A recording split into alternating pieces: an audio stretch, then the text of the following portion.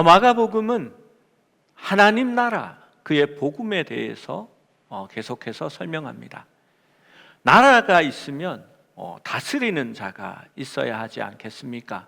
그 다스리는 자가 바로 예수 그리스도라고 말하고 있습니다. 이 마가복음은 설명을 하거나 길게 논설하지 않습니다.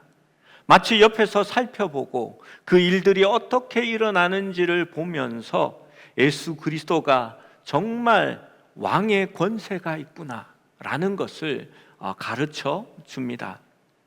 예수님께서 질병들을 치유하시고 병자들을 고쳐주십니다. 주님이 치유하시는 권세가 있다라는 것을 나타냅니다. 하나님께서 우리를 창조하셨고 그분이 빚으셨기 때문에 그 주권이 하나님께 있습니다. 그래서 우리 예수님은 지금도 능력 있으시며 치유하시는 하나님이십니다. 또 예수님은 내 죄가 사해졌다라고 말합니다. 죄를 사하는 권세는 오직 하나님께만 있습니다.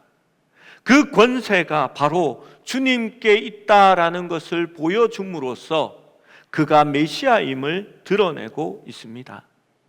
또 귀신을 내어 쫓은 즉 귀신이 두려워하며 떠나갑니다.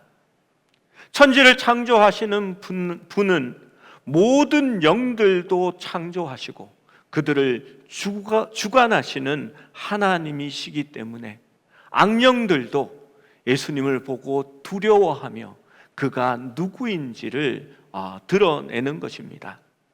또한 예수님은 자신이 안식일의 주인이라고 말합니다.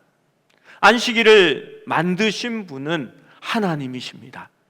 그분이 천지를 창조하시고 마지막 날 쉬셨으므로 그 안식일을 만드셨고 그 안식일의 주인이라는 것은 내가 천지를 창조하고 세상을 주관하고 있다는 말입니다.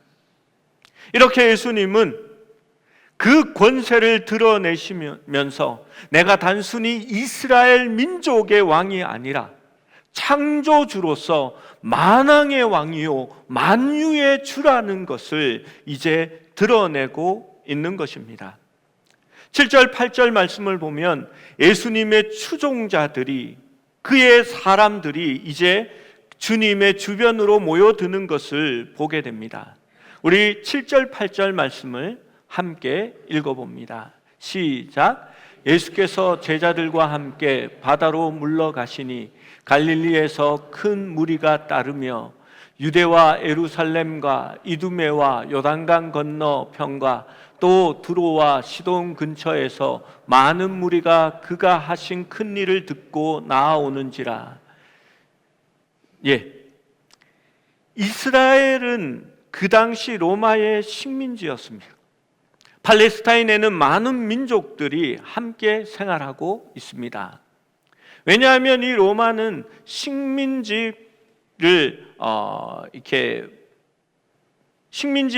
많은 민족들이 이렇게 모아서 이렇게 자기 땅에서 살게 하지 못하고 흩어지는 정책을 이렇게 세웠습니다. 왜 그렇게 하냐 하면요, 같은 민족이 한 지역에 같이 살면 우리 땅이라고 해서 독립을 이루려고 노력할 겁니다. 그런데 그 땅 안에 그 민족들을 다 흩어버리고 다른 민족들과 함께 섞여 살게 하면 자기들끼리 다투고 내 땅인데 아니 어쩔 수 없는 거잖아, 우리 땅도 있다, 여기는 우리에게 주어진 로마가 준 땅이다 하면서 자기들끼리 싸우게 되는 겁니다. 그러니까 로마로부터 독립하려는 생각은 하지 못하고 로마의 인정을 받으려고 사람들은 노력하게 될 것입니다. 그래서 이 팔레스타인 땅에도 유대인들만 사는 것이 아니라 유대인들은 일부가 남아 있었고 많은 이방인들이 그 땅에서 함께 생활하고 있었습니다. 그런데 오늘 본문 7절에서 8절 말씀을 보면 특별히 8절에 나타난 지명들은 이상한 지명들입니다. 유대인들이 사는 지명만이 아니기 때문입니다. 여러분, 지도를 한번 보시겠습니다.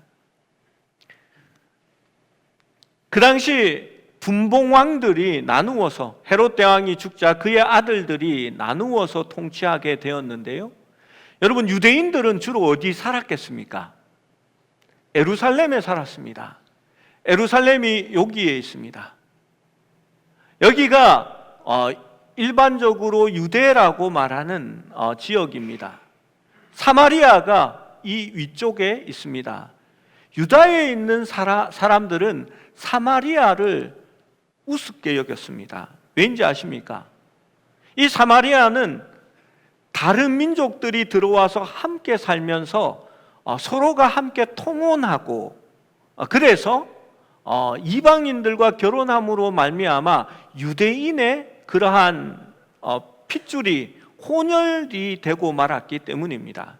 그래서 유대인들은 사마리아인들을 개보다 못하다라고 얘기하고 그들과 상종하지 않았고, 또 이 사마리아를 거쳐갈 수 있는 일이 있음에도 불구하고 사해로 내려가서 이 요단강을 따라가는 길을 선택해서 갈 정도로 이들은 서로 앙숙이 되고 말았습니다. 오늘 예수님께 몰려온 자들은 갈릴리로 몰려왔는데요, 먼저 유다와 그 다음 이두메가 나타납니다. 이두메는 유다 땅 밑에 있는 이 땅입니다. 여러분, 이두메는 전통적인 이스라엘 자손이 아닙니다. 헤롯 대왕이 바로 이 이두메 출신인데요, 그가 이방인으로 취급받자 유대인의 환심을 사기 위하여 성전 건축을 계속하게 되고, 자신을 유대인의 어떤 핏줄이 있다라는 것을 이야기하는 그런 사람이었습니다. 그리고 성경에 요단강 동편을 이야기합니다. 요단강 동편은 베레아 지역과 데가볼리 지역입니다. 베레아 지역은 전통적으로 가나안 땅에 소속된 땅은 아니었습니다. 일부 모압 땅이 포함되기는 했지만 이 베레아 지역도 이방인들이 사는 지역입니다. 여러분, 데가볼리라는 지역은 데카가 열을 이야기하는 거고요, 볼리는 폴리스라는 도시를 의미하는 겁니다. 빨간 점으로 찍어 놓은 곳들이 그 데가볼리의 도시들입니다. 특별히 거라사 지방, 가라다라고 얘기하는 지방이 여기에 있습니다. 여러분, 거라사 지역은 이방인들입니다. 어떤 이야기가 있습니까? 돼지떼에 귀신이 들어가서 산비탈로 달려 내려가 물에 들어가 몰살한 지역이 바로 거라사 지역이고 데가볼리 지역이었습니다. 예수님은 데가볼리 지역으로 가서 그의 일들을 행하셨습니다. 데가볼리, 바로 이 거라사 지역은 돼지를 키우고 있습니다. 유대인들은 돼지를 부정한 짐승으로 여겼고 돼지를 키우지도 않고 돼지고기를 먹지도 않습니다. 그런데 예수님은 왜 그 데가볼리 지역으로 갔을까요? 그리고 오늘 예수님께 몰려온 또 다른 지역이 있습니다. 이두메와 두로와 시돈 근처에서 많은 무리가 왔다라고 말합니다. 두로와 시돈은 어디냐 하면요, 여기입니다. 두로와 시돈입니다. 바로 페네키아에 속한 도시들입니다. 여러분, 두로와 시돈은 어떤 도시입니까? 시돈은 이세벨의 고향인 도시입니다. 여러분, 특별히 우리는 그 페네키아에서 온 여인의 이야기를 알고 있습니다. 두로 시돈 지역에서 왔지요. 와서 예수님 발 앞에 엎드립니다. 그리고 예수님께서 자녀의 떡을 취하여 개에게 주는 것이 옳지 않다라고 얘기할 때에 이 여인이 무엇라고 얘기합니까? 개들도 주인의 상에서 부스러기를 먹나이다라고 고백합니다. 예수님은 그 여인의 믿음을 보시고 그를 하나님의 백성으로 인정하시며 온 이스라엘 가운데 이만한 믿음이 없다라고 칭찬하셨습니다. 여러분, 그렇습니다. 좀 이상한 것이 여기에 있습니다. 유대인들은 자기의 왕을 원했습니다. 이스라엘의 왕이라고 얘기했습니다. 그리고 그 메시아는 다윗의 혈통에서 나서 자기 민족을 구원할 왕이라고 생각한 겁니다. 그런데 예수님은 이제 다른 행보를 하고 있습니다. 마가복음은 이 사람들이 하나님의 새로운 나라에 포함되어 있는 것처럼 기록하고 있다는 것입니다.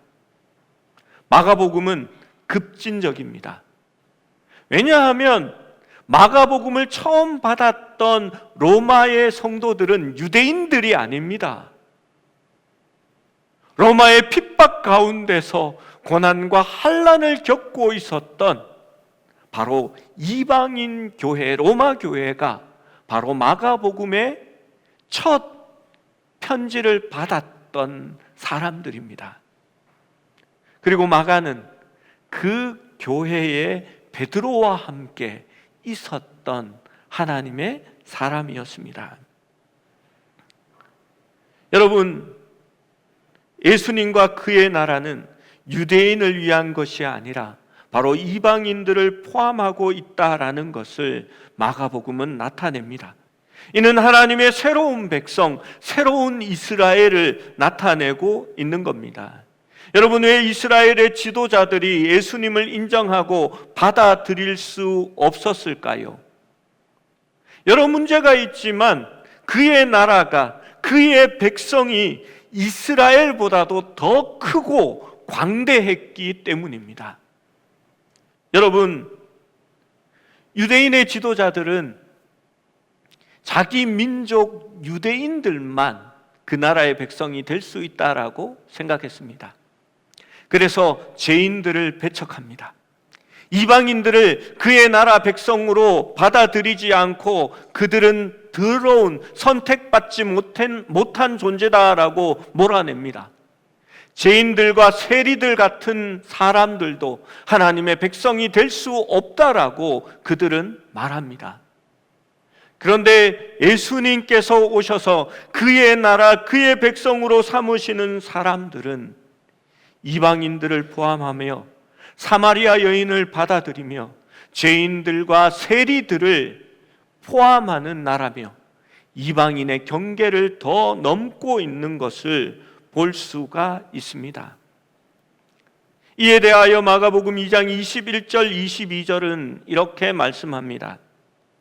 생배 조각을 낡은 옷에 붙이는 자가 없나니 만일 그렇게 하면 기운 새 것이 낡은 그것을 당기어 헤어짐이 더하게 되느니라.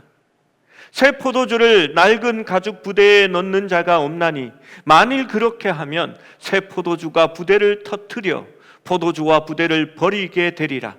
오직 새 포도주는 새 부대에 넣느니라 하시니라. 우리는 이 의미에 대하여 이미 보았습니다. 예수님의 하나님의 나라는, 그의 복음은 유대교와 연결될 수 없습니다. 그들과 그들의 것과 함께 깨매어질 수 없습니다. 유대교라는 낡은 가죽 부대 속에 포함될 수 없습니다. 하나님이 이스라엘을 통하여 세우고자 한 왕과 그의 나라는 유대교를 개혁하고 수선하고 옛 이스라엘을 세우는 것이 아니라 새로운 이스라엘을 세우려 하고 있다는 것입니다. 그 성전의 머릿돌은 건물이 아니라 그리스도가 될 것이요, 그의 백성이 성전이 될 것입니다. 그것이 바로 새 언약입니다.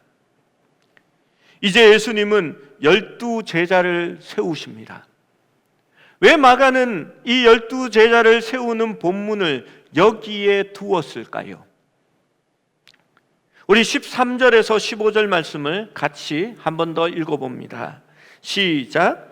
또 산에 오르사 자기가 원하는 자들을 부르시니 나아온지라. 이에 12를 세우셨으니 이는 자기와 함께 있게 하시고 또 보내사 전도도 하며 귀신을 내쫓는 권능도 가지게 하려 하심이러라.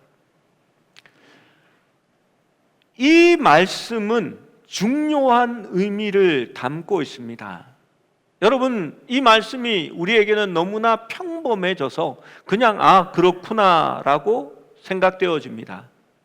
여러분, 이스라엘 나라가 어떻게 세워진지 아시죠? 모세가 산에 올라가서 야곱의 아들들인 12지파를 불러 이스라엘 나라를 세웠습니다.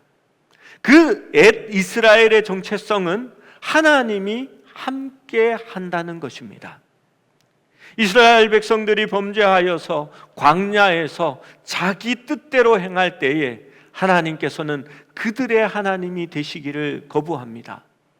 그때에 하나님께서는 너희는 가라, 그러나 나는 너희와 함께 하지 않겠다라고 얘기하십니다.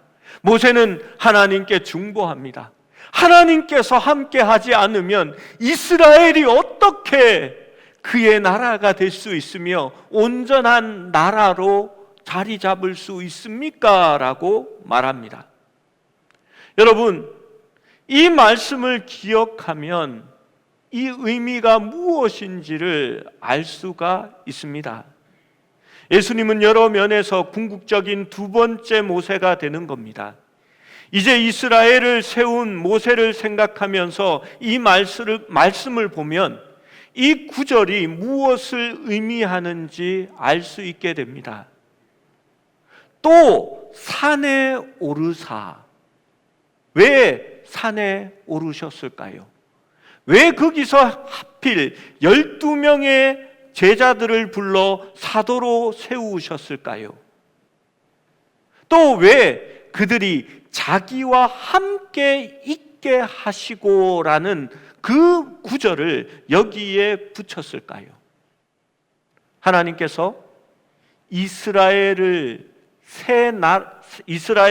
나라로 세우실 때에 있었던 내용들을 그대로 반복하여 적고 있다는 것입니다.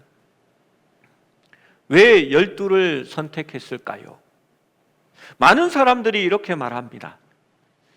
소그룹 훈련을 하기에 가장 적당한 인원이 12이라서 그렇다라고 얘기합니다. 여러분, 예수님께서 12명이면 잘 가르칠 수 있고 한 30명이 되면 예수님이 좀 힘들어 그런 분이라고 생각하십니까? 저는 그렇게 생각하지 않습니다. 예수님은 상산수훈을 가르치실 때에 장정 남자만 5,000명이 거기에 있었고 아이들과 여인들을 합하면 아마도 10,000명이 넘는 숫자가 있었을 것입니다. 그런데 주님의 말씀은 분명하게 그들에게 전해졌고 그들은 놀라운 하나님의 진리에 놀랐습니다. 여러분, 베드로도 그가 성령을 받고 하나님의 말씀을 전할 때에 수천 명이 회개하고 하나님께로 돌아오게 됩니다. 예수님께서 과연 능력이 없어서 12명만 모아서 그의 사역을 시작했다라고 생각하시겠습니까? 하나님의 나라는 하나님의 새로운 백성들로 시작하는 것입니다. 유대인이 12개의 지파로 나누어져 있었고 이 지파들은 창세기의 내용과 같이 야곱의 아들들의 이름이었습니다. 새로운 이스라엘, 하나님의 새로운 백성은 12의 지파를 가지지 않고 다만 12명의 사도를 기초로 하여 그의 나라가 세워짐을 말씀하고 있는 것입니다. 12라는 숫자는 이스라엘의 새 나라를 상징하는 숫자입니다. 제자들의 수가 12인 것은 바로 그 하나님 나라의 시작을 12명의 이름으로 된 지파를 상징하는 것으로 예수님께서 12명을 부르신 것입니다.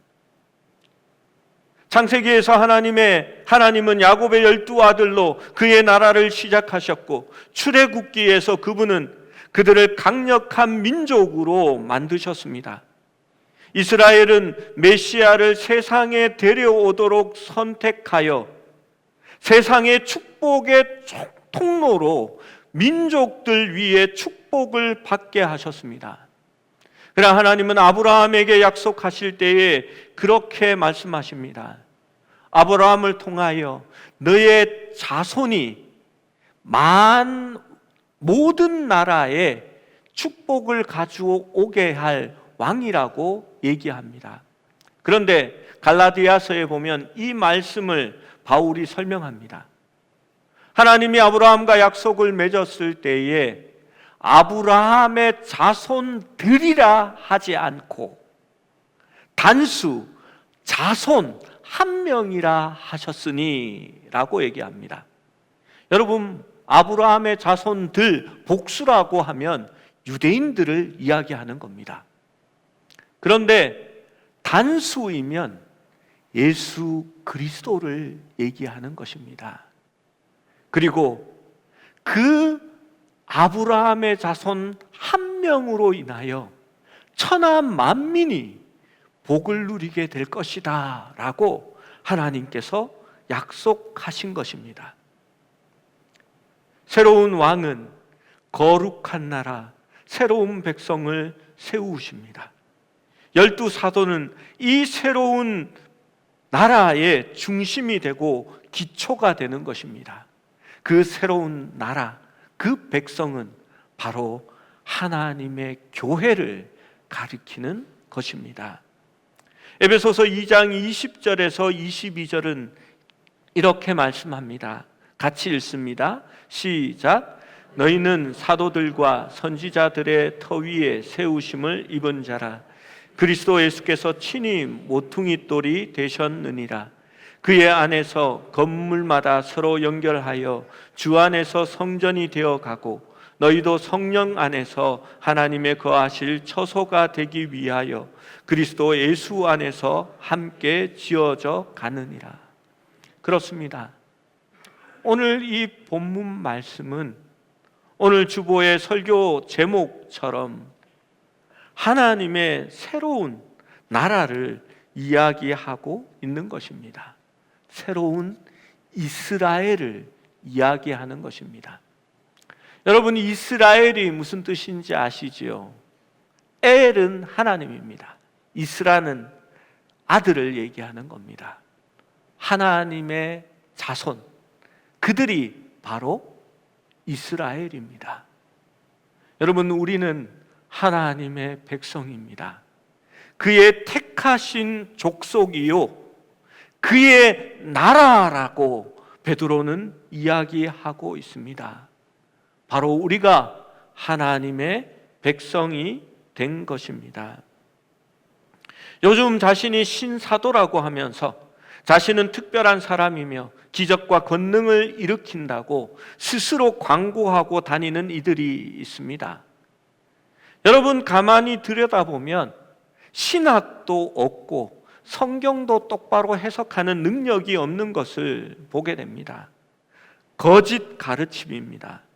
자신이 사도라고 말하면 예수 그리스도의 하나님 나라를 부정하는 것이고 그 기초를 흔들게 되는 것입니다.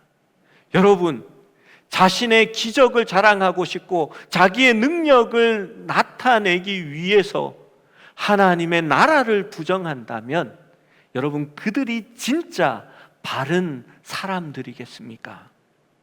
오늘 말씀은 이들 12명의 사도들의 이름을 기록합니다. 무엇 때문에 기록했을까요? 그들이 교회의 기초가 되기 때문입니다. 지금 다른 사람들이 내가 사도다라고 말하는 것을 허락하지 않기 때문입니다. 그리고 이 말씀은 절대 그들의 위대함과 영적 능력을 드러내는 방식으로 기록하지 않습니다. 그들의 현재 모습을 나타내는 별명, 애칭들, 그들의 부족한 면을 드러내는 그러한 별명들을 사용하여서 그 이름들을 기록하고 있습니다. 그들은 위인이나 능력 있는 자들이 아닙니다. 마가가 알려주는 제자들은 이렇습니다. 이들 중에 일부는 유대인들 지도자들이 인상을 찡그리게 만들 그러한 사람들입니다. 마태는 우리가 이전에 본 바로 세리, 레위가 마태입니다. 그들은 죄인이라고 생각했고 세리는 그 나라에 포함되는 사람이 아니라고 생각하고 있었습니다. 오늘 성경 말씀에 보면 가나나인 시몬이라고 적어놓고 있습니다. 흔히 잘못 우리가 생각해서 가나안인, 그러니까 예수님의 제자 중에 이방인이 있구나, 가나안인 시몬이라고 생각하는데 그게 아니라 여기 1이라고 여러분 성경 보면 각주가 되어 있죠. 그 각주 아래, 이제 그 페이지 아래에 보면 각주에 대한 설명이 성경에 적혀져 있습니다. 아람어에서 온 말로 열심당원이라는 뜻이다라고 적어놨습니다. 그러니까 열심당원 시몬이라고 적어놓은 겁니다.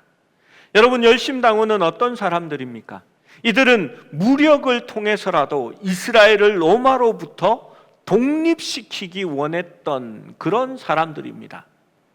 여러분, 이스라엘의 지도자들의 입장에서는 자신의 기득권을 그대로 유지하기 원했고 로마가 인정하고 있는 권력을 그대로 가지고 싶어 합니다. 사두개인들이 그랬고 헤롯 당원들이 그러했습니다. 그런데 이 시몬은 열심당원이었습니다.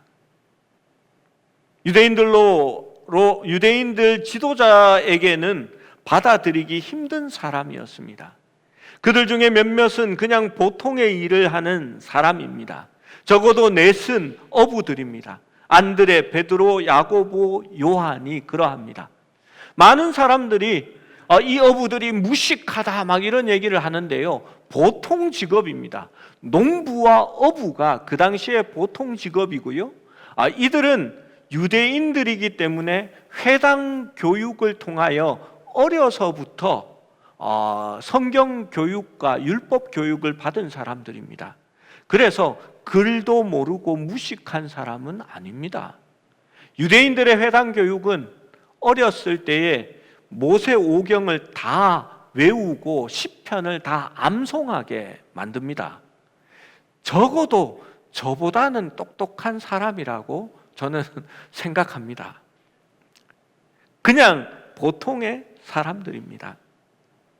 그들의 리더는 베드로인 것으로 보입니다. 예수님은 이 베드로에게 그 베드로라는 이름을 붙여줍니다. 이 베드로라는 이름은 페트로스라는 이 그리스어에서 온 단어입니다. 바위라는 뜻이죠. 예수님께서 새 이름을 주신 겁니다. 왜 그랬을까 저는 생각해 봅니다. 베드로는 몸이 앞서는 사람입니다. 그런데 그 의지가 오래 가지 않았습니다. 굳은 사람처럼 보이지만 그는 굳지 못한 사람이었습니다. 그래서 한 신학자는 베드로에 대한 이야기를 적으면서 그 이름을 이렇게 달았습니다. 늘 깨어지기 쉬운 반석. 베드로는 자주 무너지고 깨어졌습니다. 그래서 그는 베드로 전후서를 보면 자기가 늘 깨어 있어야 하고 무너지지 않아야 한다라는 것을 늘 기억하는 사람이 되어진 것입니다. 예수님은 야고보와 요한을 우리의 사람 보아너게라고 붙였습니다. 이들은 다혈질적이고 한 성격하는 버럭하는 그러한 사람들이었던 것 같습니다. 실제로 누가복음에 보면 그 마을 사람들이 예수를 받아들이지 않자 이들이 뭐라고 주장하는지 아십니까? 주님, 하늘에서 번개를 내려 하늘의 불로 저들을 태워버립시다 라고 얘기합니다. 어느 정도 성깔인지 이해할 수 있습니다. 이 12명의 제자들 중에서 여러 명이 우리가 보고 있는 신약 성경의 말씀들을 성령의 감동으로 기록한 그러한 사람들입니다. 베드로 전후서, 요한복음, 마태복음이 그러한 책들입니다. 12명 중에 한 명인 유다는 배신자가 됩니다. 유대인의 권력자들에게 예수를 팔아넘깁니다. 그는 마띠아라고 하는 다른 사도에게 그 영광의 자리를 빼앗기게 됩니다. 여러분, 이들 중에 누구도 종교 지도자는 없습니다. 랍비도 서기관도 신학자도 없습니다. 제사장, 바리새인, 사두개인과 같은 종교 지도자도 한 명도 없습니다. 이것은 메시아의 왕국이 유대교와 아무런 관련이 없고 그 나라와 그 지도자들이 하나님과 아무런 상관이 없다라는 것을 나타내는 증거입니다. 사도들은 그냥 평범한 사람입니다. 그들이 자원한 것도 아니고 예수님께서 자기가 원하는 사람들을 부르신 것입니다. 그리고 그들에게 성령의 권능이 임하고 그들이 바로 하나님의 교회를 세우는 사람들이 되어서 새 나라, 새 이스라엘을 만들어가는 사람이 되는 것입니다.